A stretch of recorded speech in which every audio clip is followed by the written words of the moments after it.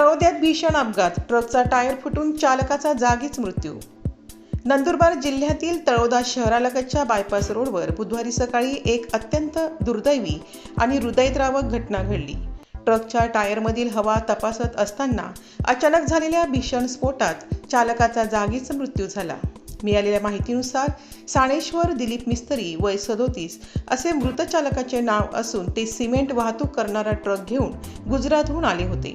Truck रिकामा करण्यापूर्वी ते वाहनाच्या टायरची तपासणी करत होते, त्यावेळी अचानक टायरचा जोरदार ब्लास्ट झाला। हा स्फोट इतका भीषण होता की टायरमधील प्रचंड हवेच्या दाबामुळे साणेश्वर मिस्त्री यांचा जागीच मृत्यू झाला। घटनेनंतर परिसरात एकच खळबळ उडाली असून नागरिकांनी मोठी गर्दी केली होती। कष्टकरी आणि मेहनती चालकाचा अशा दुर्दैवी अपघातात मृत्यू झाल्याने सर्वत्र हळहळ व्यक्त केली जात आहे।